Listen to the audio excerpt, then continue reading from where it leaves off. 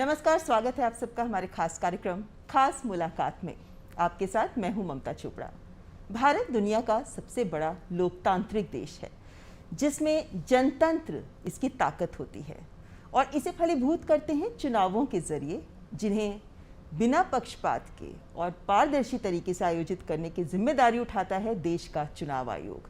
और आज हमारे साथ इस कार्यक्रम में हैं हमारे देश के मुख्य चुनाव आयुक्त श्री सुशील चंद्रा।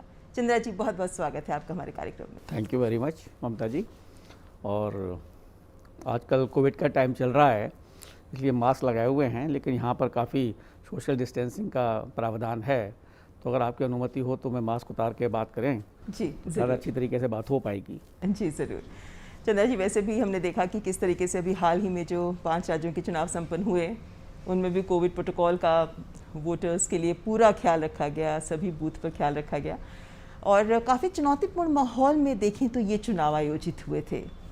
आपने तो पदभार भी तब ग्रहण किया था जब ये चुनाव चल रहे थे, तो काफ़ी चिंता मुक्त महसूस कर रहे होंगे अब आप। How relieved are you? चुनाव अपने आप में हमेशा एक बड़ा चुनौतीपूर्ण होता है, चाहे कोविड का समय हो या अन्यथा अदरवाइज आल्सो।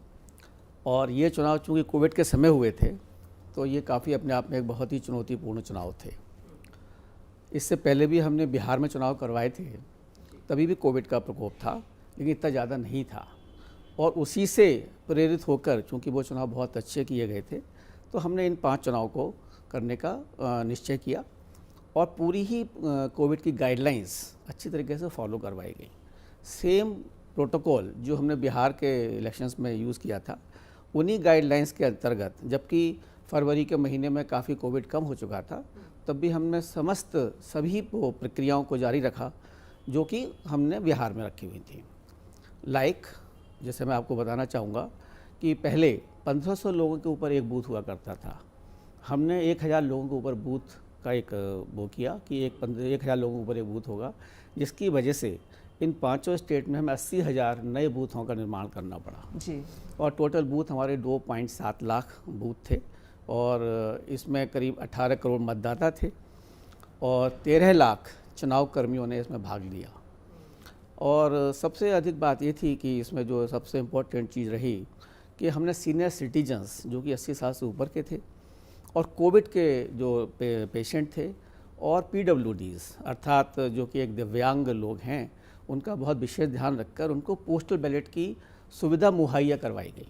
यानी कई बड़ी पहल की गई थी इस बार और ये इसी वजह से पोस्टल बैलेट्स की तादाद भी काफ़ी बहुत ज़्यादा हुई। करीब 13.5 लाख लोगों ने पोस्टल बैलेट से अपने मतदान का प्रयोग किया, क्योंकि हमारा ये हमेशा उद्देश्य रहता है कि ये चुनाव बहुत ही इंक्लूसिव हो, पार्टिसिपेटिव हो, हर व्यक्ति इसमें पार्टिसिपेट करे।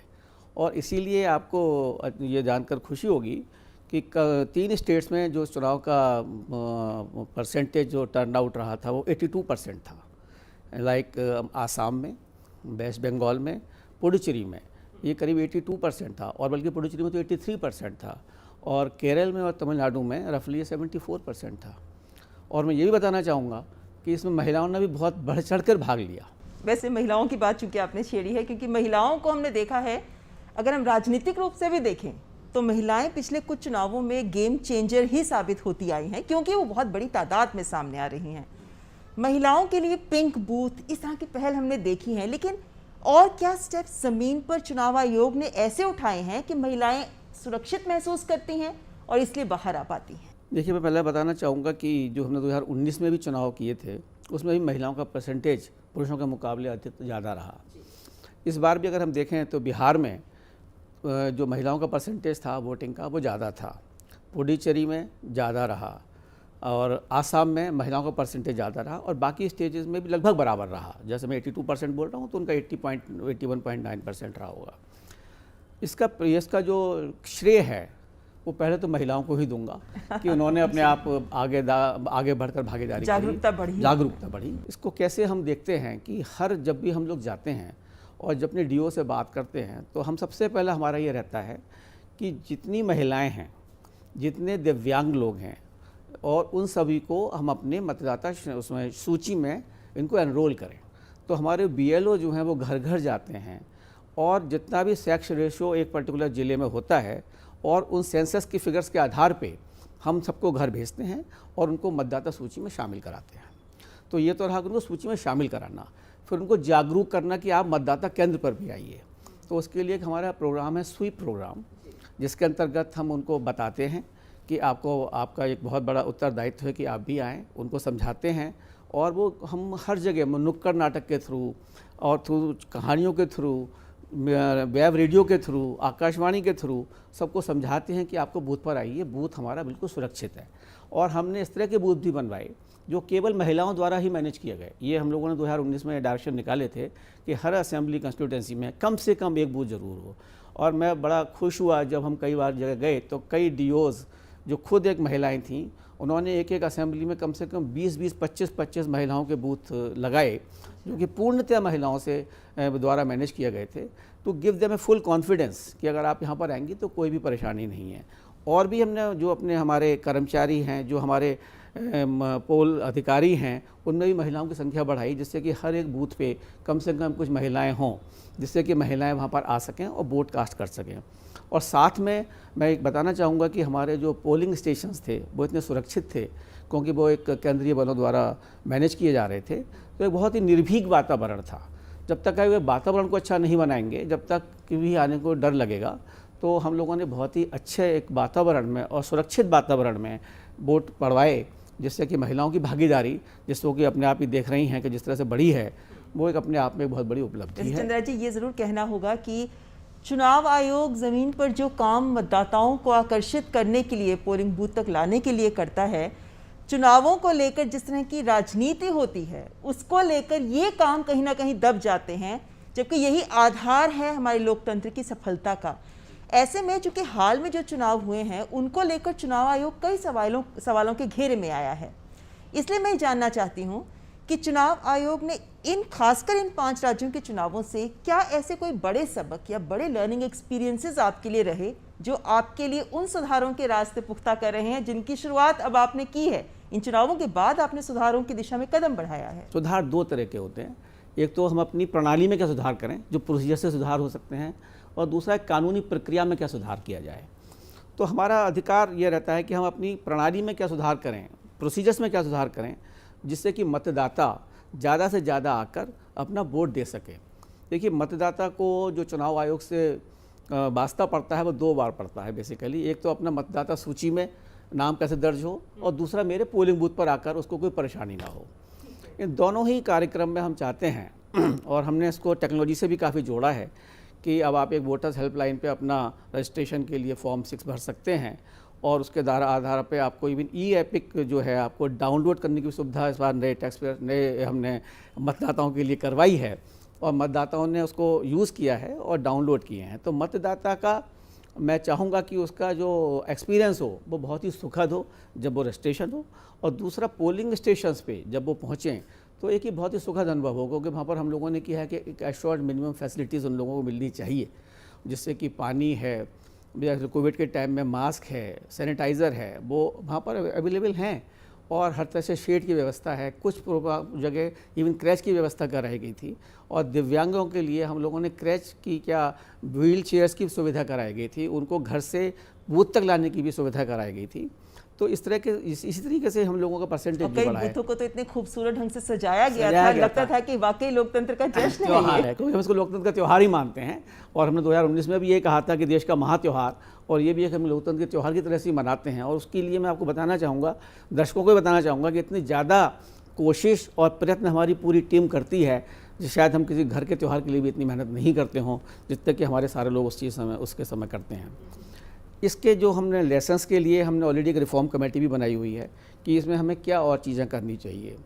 मैं मुख्य तौर से कुछ कहना चाहूँगा कि जो मेन सुधार हमें आवश्यकता है, एक तो यह है कि क्रिमिनल एंटीसीडेंट के जो हमारे उम्मीदवार हैं उनको ये आवश्यक है कि वो 3 बार अपना प्रिंट मीडिया में छपवाएँ, 3 बार अपना डिजिटल मीडिया में अपने बारे में बताएँ, और राजनीतिक पार्टियाँ भी अपनी वेबसाइट पर भी डालें और उनको भी छपवाएँ, सो दैट हमारा जो एक मतदाता है उसको पूर्णतया ये मालूम होना चाहिए कि मेरा कैंडिडेट कैसा है, सो दैट उसको वोट देने में और अपनी चॉइस बनाने में उसको एक पूरी तरीके से आज़ादी होनी चाहिए, और अपने कैंडिडेट के बारे में पूरी उसको मालूम होना चाहिए।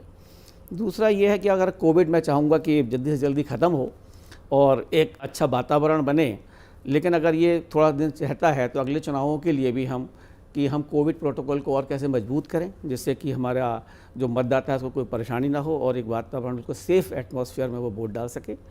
और रैलीज़ किस तरह से करवाई जाएं, एक वो भी हमारे लिए एक बड़ा चुनाव है, बड़ा एक चैलेंज है। उसके लिए हमें सभी पॉलिटिकल पार्टियों से भी मशवरा करना पड़ेगा कि इसको डिजिटल कैसे हम थोड़ा सा और बढ़ाएं, जिससे कि भीड़ कम उसमें रैलीज़ में हो। और इसके साथ जो और कई जो सुधारों के प्रति हम लोग चलना चाहते हैं कि SDMA, क्योंकि कोविड की रिस्पॉन्सिबिलिटी एक स्टेट डिज़ास्टर मैनेजमेंट अथॉरिटी के ऊपर है, तो उनसे कैसे वो अपने एक्शन को ज़्यादा बढ़ाएं कि अगर कहीं पर भी कोविड जैसी सिचुएशन क्रिएट हो रही है तो वो उसका फ़ौरन संज्ञान लेके ECI को बताएं और उनकी जिम्मेदारी किस तरह से ज़्यादा फिक्स हो, सो दैट किसी तरीके से भी कोई परेशानी किसी को ना होने पाए और एक अच्छा वातावरण से कार्यशाला शुरू हो। और EPIC को हम कैसे वोटर तक जल्दी से जल्दी पहुंचाएं, ये भी एक हमारा बहुत बड़ा एक वो है। यानी कई ऐसे बिंदु हैं जिन पर फोकस किया जा रहा है ताकि चुनाव प्रक्रिया को और बेहतर ढंग से क्रियान्वित भी किया जा सके। लेकिन जब हम चुनाव आयोग की बात करते हैं और चुनाव प्रबंधन की बात करते हैं चंद्रा जी, तो कई बड़े मुद्दे हैं जिन पर देश का हर नागरिक जानना चाहता है, जिनमें से एक महत्वपूर्ण बात जिसको लेकर राजनीतिक दल सवाल उठाते रहते हैं वो है EVM। हमने देखा है कि जब से EVM का प्रयोग शुरू हुआ तब से राजनीतिक दल इसको लेकर राजनीति तो कर ही रहे हैं, साथ में VVPAT को लेकर भी सवाल उठाए गए, मामला सुप्रीम कोर्ट तक पहुंचा। इस बार तो चुनावों में ऐसी घटनाएं हुई EVM मशीन्स को लेकर कि फिर सवाल उठाए गए। ऐसी घटनाओं की पुनरावृत्ति ना हो और EVM को लेकर, इसके प्रदर्शन को लेकर आपके क्या विचार हैं? EVM एक ऐसी मशीन है आई थिंक जिसमें कि हर भारतीय को इसके ऊपर एक गर्व होना चाहिए।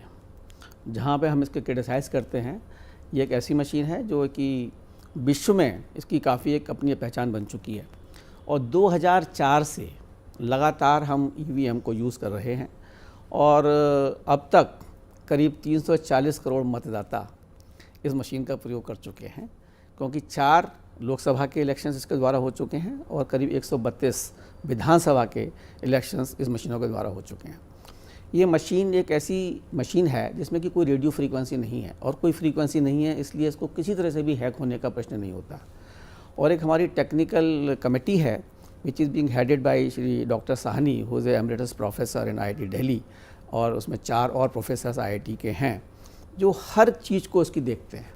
और आज ये मशीन इसलिए मुकाम पर पहुंच चुकी है कि इसमें कोई भी टेम्परेबिलिटी का कोई सवाल नहीं होता, इसमें ना टेम्पर हो सकती है। It can mall function sometimes, अगर कोई प्लग नहीं सही लगा है तो ये शायद काम ना करे तो दूसरी मशीन फ़ौरन रिप्लेस कर दी जाती है। तो एक तो टेक्निकल एक्सपेक्ट इसका इतना मजबूत है कि कहीं किसी तरीके से भी इसमें कोई परेशानी नहीं हो सकती। दूसरा, एक एडमिनिस्ट्रेटिव मेजर्स हम लोगों के इतने मजबूत हैं कि इसका 3 बार चेकिंग होती है, 3 बार इसकी पॉलिटिकल पार्टीज एजेंट के सामने मॉक पोल किया जाता है, जिसमें कि कोई सबको सामने होता है, ये कोई पीछे नहीं होता। और जब तक वो सब इसको सही होके नहीं कर देते हैं, मशीन का उपयोग किसी इलेक्शन में नहीं किया जाता। उसके बाद जब इसको स्टोर किया जाता है तब भी पूरा एक प्रोटोकॉल है और उसमें सारे पॉलिटिकल पार्टीज़ को कहा जाता है कि आप यहाँ रहिए और पूरी 24 घंटे आर्म्ड कॉन्स्टेबल्स के द्वारा इसकी निगरानी की जाती है। उसमें वीडियो कैमरे लगे होते हैं अंदर से बाहर पूरा देखने के लिए कि कहीं से कहीं तक कोई टेम्परेबिलिटी ना हो और कहीं कोई इसमें किसी तरह का भी आक्षेप लगने की उम्मीद ही ना हो। इसीलिए इसके रिजल्ट्स ये सुप्रीम कोर्ट भी पहुंची। पहले हम एक असेंबली में एक मशीन की VVPAT के द्वारा जांच करवाते थे। सुप्रीम कोर्ट ने कहा कि और इन लोगों को जो पारदर्शिता के लिए कम से कम 5 मशीन आप चेक कराएं VVPAT और कंट्रोल यूनिट के द्वारा, तो वो भी हम लोग करा रहे हैं अब। और आपको जानकर ये बड़ी खुशी होगी और मैं दर्शकों को बताना भी चाहूँगा कि जैसे इस पूरे इलेक्शंस में करीब 2.7 लाख EVM मशीन्स यूज़ हुई और उसमें से करीब 4,300 मशीन जो 5 पर असेंबली के हिसाब से कराई जाती हैं उनका चेक किया गया और किसी भी VVPAT और कंट्रोल यूनिट में एक भी मशीन में गलती नहीं पाई गई, जो इसकी विश्वसनीयता को दिखाते हैं। बिल्कुल परफेक्ट मैच। राजनीति इस पे हो रही है, इस बात को हर कोई समझता भी है। मुझे लगता है कि आम वोटर भी इस बात को समझता है कि किस मुद्दे पर राजनीति हो रही है और क्या ज़मीनी वास्तविकता है। चंद्रा जी, आपसे बातचीत जारी रखेंगे, लेकिन फिलहाल यहाँ पर वक्त तो चला एक ब्रेक का। बने रहे हमारे साथ, देखते रहें खास मुलाकात।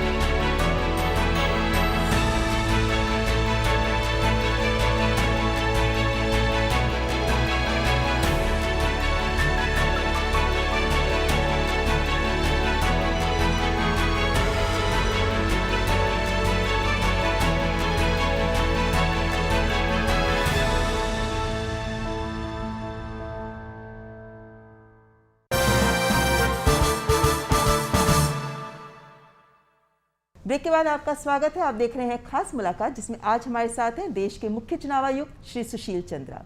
चंद्रा जी, जब हम अलग अलग पहलुओं की बात कर रहे हैं चुनावों को लेकर, तो उसमें धनबल एक बहुत बड़ा मुद्दा है जी। चुनाव आयोग ने अपनी तरफ से कोशिश की है कि चुनाव में जो खर्च किया जाता है पॉलिटिकल पार्टीज के द्वारा, कैंडिडेट्स के द्वारा, उस पर थोड़ी लगाम कसी जाए। सीमाएं तो निर्धारित हैं, लेकिन उन सीमाओं का कहीं पालन नहीं किया जाता। ये बढ़ता धन बल कितनी बड़ी चिंता है चुनाव आयोग के लिए? चुनाव आयोग के लिए ये वाकई में बहुत बड़ी चिंता का विषय है और चुनाव आयोग इसके लिए पूर्णतः सजग है और इसीलिए इसको हर समय और हर इलेक्शन में इसके लिए एक नए उपाय किए जाते हैं और हमारा ये उद्देश्य रहता है कि चुनाव पूर्णतया इंड्यूसमेंट फ्री हो। इस बार भी हम लोगों ने कहा था कि प्रलोभन फ्री एक चुनाव हो, जिसमें कि हमारे मतदाता को कोई प्रलोभित ना कर सके और वो अपनी स्वेच्छा से और बिना किसी प्रेशर के वोट डाले। इसके लिए हमारा जो लगातार एक प्रयास रहता है, एक तो हम सबसे पहले कि एक्सपेंडिचर ऑब्जर्वर्स को हर असेंबली में नियुक्त करते हैं, जो कि जनरली इंडियन रेवेन्यू सर्विस या किसी अकाउंट सर्विस के द्वारा होते हैं और डिफरेंट स्टेट से आते हैं, जिससे कि वो एक तौर से पूरी तरह निष्पक्ष हों। और इस बार हम लोगों ने एक डिफरेंट स्ट्रेटेजी भी और अपनाई थी कि 5 हमने स्पेशल एक्सपेंडिचर ऑब्जर्वर्स वो are retired IRS officers of a high integrity, उन लोगों को भी लगाया था कि आप डिफरेंट एजेंसीज़ के साथ बैठ के कोऑर्डिनेट करें। क्योंकि देखिए क्या होता है, जनरली एक्साइज डिपार्टमेंट से दारू चलती है, उसके साथ एक सामंजस्य किया जाए कि शराब कहाँ से कहाँ तक जा रही है, सो दैट ये इलेक्शन के समय ना वितरित हो पाए। सिमिलरली नारकोटिक्स डिपार्टमेंट से, ED से, सशस्त्र सीमा बल की सीमाओं के थ्रू कोई चीज़ ना आ पाए, उस तरह से इसका पूर्ण सामंजस्य किया गया कि किसी तरह से भी धन का प्रलोभित करने के लिए किसी भी मतदाता को कोई भी कारण ना पहुंच पाए। और मुझे स्टैटिक उनकी टीम्स बनी हुई थी, वीडियो टीम बनी हुई थी और एक सी विजिल हम लोगों का ऐप है, जो कि एक सभी मतदाता और सिटीजन्स उसको यूज़ कर सकते हैं कि कहीं पर भी अगर वो देख रहे हैं कि धन का प्रयोग हो रहा है या किसी और चीज़ का प्रयोग हो रहा है जो प्रलोभित किया जा रहा है, they can send that particular message to us और within 1 hour person will go over there and they will take action within 100 minutes. Action will have to be taken and reported. तो इस तरह के जो हम लोगों ने चाहिए और काफ़ी लोगों ने उस पर दिया, करीब 2 लाख हम लोगों को सी विजिल के थ्रू सिटीजन्स ने इंफॉर्मेशंस दी और इस बार करीब 1000 करोड़ से अधिक का वस्तुओं को हम लोगों ने सीज किया है, जो आयकर विभाग के द्वारा या नारकोटिक्स के द्वारा या एक्साइज डिपार्टमेंट के द्वारा, जो कि पिछले 2016 के इलेक्शन के मुकाबले 4.5 गुना अधिक है। तो हम लोगों का ये पूरा प्रयास रहता है कि कोई भी धन इसके लिए यूज़ ना हो पाए। साथ में पार्टियों के खर्च प्रबंधन की बात पार्टियों के खर्च प्रबंधन के ऊपर भी आना चाहता हूँ मैं। पहले मैं कैंडिडेट के खर्च के लिए भी आना चाहता हूँ कि कैंडिडेट का भी खर्च के लिए पूरा जो ऑब्जर्वर है उसकी निगाह रहती है। कोई रैली होती है, उसकी वीडियोग्राफी होती है और उसको चेक किया जाता है कि आपने खर्च में दिखाया है या नहीं दिखाया गया है। और हम चाहते हैं कि वो जो जनरली अगर कोई ज़्यादा खर्च करता है तो उसको कैंडिडेट भी कैंसिल किया जा सकता है, इलेक्शन भी पोस्टपोन किया जा सकता है। जैसा कि अगर आपको ध्यान हो तो हमने तमिलनाडु में 2 जगह जहाँ पर हमें कोई सूचना मिली थी, नॉट दिस टाइम, पिछली बार जो हमें मिली थी, तो हमने दोनों इलेक्शंस को रिसेंड कर दिया था कि इलेक्शंस नहीं होगा क्योंकि इसमें धन का अधिक उपयोग हुआ है। लेकिन जैसे आपने कहा कि पॉलिटिकल पार्टी के ऊपर खर्च की कोई सीमा का वो नहीं है अभी तक, तो political parties can spend on advertisement and on rallies, but as far as the candidate is concern उसका पूर्णतया एक हिसाब किताब हम यानी अभी जो कोर कमेटी फोकस कर रही है सुधारों पे, क्या उसमें इस खर्च प्रबंधन पर भी गौर किया जाएगा? यस, इलेक्शन एक्सपेंडिचर के ऊपर भी उसमें एक विषय डाला गया है और उस पर वो अपना विचार देंगे और उस पर हम क्या कर सकते हैं आगे। We will definitely do that. जी चंद्रा जी, वक्त के साथ जब वक्त बदलता है, चुनौतियाँ भी बदलती हैं और पिछले लोकसभा इलेक्शंस और इस बार ये देखा गया है कि सोशल मीडिया एक नई चुनौती बना है। सोशल मीडिया पे राजनीतिक दल अपना प्रचार भी करते हैं, अपने विज्ञापन भी देते हैं और चुनावों के समय इसका रोल बहुत बढ़ गया है। इस पे नियंत्रण लगाना एक चुनौती बन गया है। क्या चुनाव आयोग के लिए भी ये बड़ी चुनौती बन रहा है और इसका नियंत्रण के लिए या इसके रेगुलेशन के लिए आप क्या कर रहे हैं? चुनाव आयोग इसके प्रति पूर्णतः सजग है और चुनाव आयोग ने सर्वप्रथम आई थिंक किसी भी इलेक्शन मैनेजमेंट बॉडी पूरे वर्ल्ड में इस तरह का कुछ संज्ञान इस तरह से नहीं लिया गया। हम लोगों ने 2019 में एक IAMAI के जो प्लेटफॉर्म है उसके द्वारा कई मीटिंग्स की और एक हमने वॉलंटरी कोड ऑफ एथिक्स पर साइन किए इन IAMAI ने कि अगर कोई भी इस तरह का ऑब्जेक्शनेबल कंटेंट किसी प्लेटफॉर्म पर मिलता है तो इलेक्शन कमीशन के द्वारा अगर उनके संज्ञान में लाया जाता है तो वो 3 घंटे के अंदर उसको उतार देंगे। ये एक बहुत ही इम्पॉर्टेंट इनिशिएटिव लिया गया और काफ़ी मीटिंग्स के बाद IAMI का मैं धन्यवाद भी देना चाहूँगा इसके थ्रू कि उन लोगों ने इस चीज़ को माना और ड्यूरिंग 2019 इलेक्शंस कम से कम 900 इस तरह की जो पोस्ट की गई थी उन लोगों ने रिमूव की, जिससे कि हेट स्पीच का बातें बनती थी या कोई चुनाव में प्रक्रिया में बाधा पड़ने की संभावना थी, वो उन लोगों ने रिमूव की। साथ ही जहाँ आपने अपने एडवर्टीज़मेंट का बात कहा है, सारे कैंडिडेट को अपने मीडिया का अकाउंट देना पड़ता है, हम लोगों को पहले ही देना पड़ेगा कि भाई मेरा ये सोशल मीडिया अकाउंट है, और जो भी विज्ञापन जाएंगे वो एक सर्टिफाइड होंगे बाई MCMC कमेटी, जो भी हमारी मीडिया मॉनिटरिंग कमेटी है, और उसमें जो भी खर्च होगा वो भी एक उसमें काउंट किया जाएगा जो वो अपना खर्च करते हैं। तो इस तरह की जो चीज़ें हैं जो खर्च कर रहे हैं उसका तो पूरा खर्चा और विवरण हमारे पास है, लेकिन हेट स्पीचेस अभी भी काफ़ी ऐसी चीज़ें हैं जिनके ऊपर एक लगाम लगाने की या उनको देखने की ज़रूरत है कि उसको कैसे कंट्रोल किया जाए, जिससे कि as far as candidate is concern his name is known, his account is known, but if it comes through some unknown person तब उसमें कैसे रोका जाए, ये एक बहुत बड़ी चुनौती है। लेकिन IAMI ने कम से कम एक ये भी काम किया कि हम अपने मतदाताओं को भी बताएंगे, उनको जो इलेक्शन संबंधित शिक्षा है वो भी देंगे। ये भी एक अपने आप में एक बड़ी चीज़ थी कि उन लोगों ने इस चीज़ को अपने आप बीड़ा उठा के और इलेक्शन कमीशन के सहयोग किया। चंद्रा जी, एक बात जो महसूस की जा रही है वो चुनाव आयुक्तों के साथ साथ पूर्व कई चुनाव आयुक्तों ने इस बात को सामने रखा है कि जो चुनाव आयोग है उसकी ताकत बढ़ाई जानी चाहिए, उसके पास अधिकार ज़्यादा होने चाहिए, क्योंकि चुनौतियां भी बहुत बढ़ रही हैं।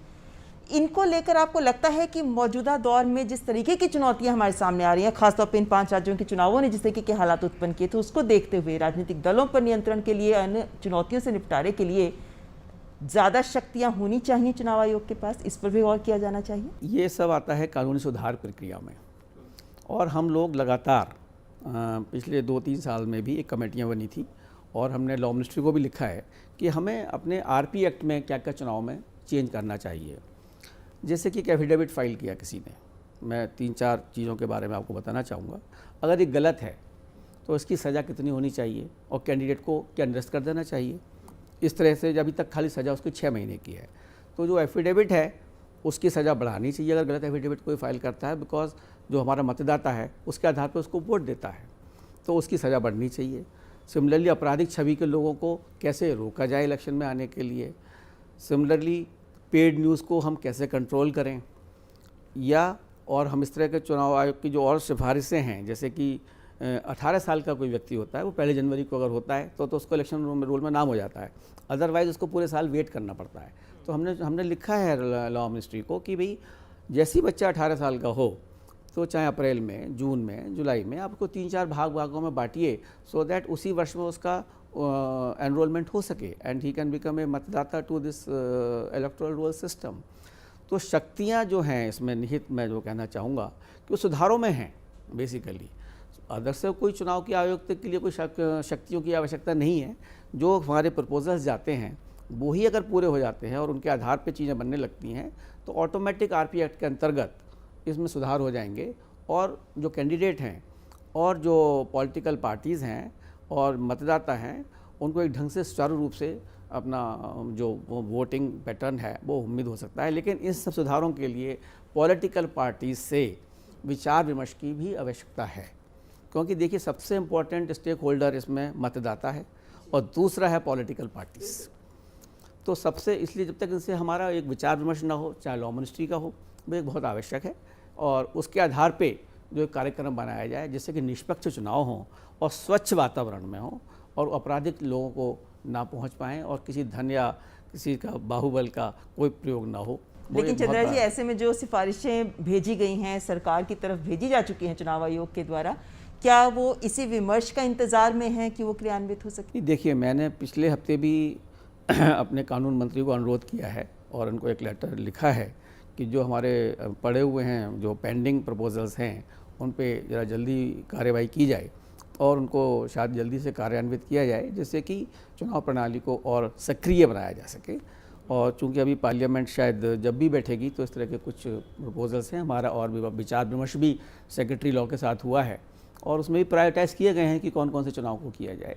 जैसे कि हम एक रिमोट वोटिंग की प्रणाली के लिए भी वर्क कर रहे हैं, NRI वोटर्स की प्रणाली के लिए भी वर्क कर रहे हैं, और टेक्नोलॉजी को किस तरह से और यूज़ किया जाए उस पर भी हम लोगों का कार्य चल रहा और है। आप तो वैसे भी जब चुनाव आयुक्त थे तब से ही आप तकनीक का प्रयोग को आगे बढ़ाने में और उसके जरिए चुनावी प्रक्रिया को बेहतर बनाने के लिए लगातार प्रयासरत भी रहे हैं। मेरा आखिरी सवाल आपसे चंद्रा जी, क्योंकि 90s के दशक से हम देखें तो तब से लेकर अब तक चुनाव सुधारों की प्रक्रिया बहुत आगे बढ़ी है। चुनाव प्रक्रिया को बेहतर बनाने के लिए चुनाव आयोग ने बहुत काम किया है। इतने वर्षों के चुनावों को देखकर आपको क्या लगता है कि ये संस्था मजबूत हुई है, या फिर ये एक ऐसी प्रक्रिया है जिसके जरिए इस संस्था की कमजोरियां भी सामने आई हैं जिन्हें दूर करना जरूरी है? ECI का एक संविधान के दायरे में एक बहुत बड़ा कर्तव्य और उत्तरदायित्व है, और ये लगातार अपने आप को इम्प्रूव कर रहा है। लगातार आई वुड से दिस की strength to strength it is getting. लेकिन अब यह है कि एक पारदर्शिता और एक बहुत आवश्यक है, जो कि हम सब लोग करते हैं हर चीज़ के लिए पारदर्शिता, और हर चीज़ पॉलिटिकल पार्टीज़ और मतदाताओं के सहारे करते हैं। एक ये बहुत ही निष्पक्ष संस्था है और एक इसकी बहुत बड़ी क्रेडिबिलिटी है पब्लिक के दिमाग में, और इसलिए ये संस्था मजबूत हुई है, कमज़ोर होने का सवाल नहीं तो है। देश के मतदाता को आपका क्या संदेश होगा? देश के मतदाता को मेरा संदेश होगा कि वो एक सबसे महत्वपूर्ण व्यक्ति है इस देश की लोकतांत्रिक संस्था के लिए। उसको अपना मतदान और उसको अपना जो ये फ्रेंचाइजी का अधिकार है उसको ज़रूर यूज़ करना चाहिए। उसके प्रति उदासीन नहीं होना चाहिए, क्योंकि देश का भविष्य उसके हाथ में है। क्या मतदाता भी आपको सुझाव दे सकते हैं? मतदाता बिल्कुल सुझाव दे सकते हैं हमें। हमारे तो बिल्कुल जो वेबसाइट है उस पर सुझाव दे सकते हैं, हमारा वो वोटर हेल्पलाइन ऐप है उस पर सुझाव दे सकते हैं, हमें चिट्ठी लिख के भेज सकते हैं। हर एक चिट्ठी का यहाँ पर एक समाधान होता है, और हमारे जो हर स्टेट में एक चीफ इलेक्टोरल ऑफिसर होता है उसको सुझाव दे सकते हैं, वो हमारे तक पहुँचाएंगे। और हम मतदाताओं से इंटरेक्शन भी करते रहते हैं सिविल सोसाइटी के द्वारा। हम कई बार, जैसे अब हमें इस समय कोई इलेक्शंस नहीं है, तो हम सिविल सोसाइटी के द्वारा बहुत सारी मीटिंग्स करते हैं, उनको सुझाव लेते हैं, लोगों के सुझाव लेते हैं, उसी से हम लोग आगे बढ़ते हैं। बहुत बहुत शुक्रिया चंद्रा जी हमसे बात करने के लिए। अभी अगले साल में बहुत सारे राज्यों में चुनाव होने हैं, लगभग 6-7 राज्यों में चुनाव होने हैं। उम्मीद करते हैं कि और बेहतर ढंग से चुनाव आयोग मत प्रतिशत को बढ़ा पाए और बेहतर चुनाव संपन्न हो सकें। बहुत बहुत शुक्रिया हमसे बात थैंक यू वेरी मच, बहुत बहुत शुक्रिया।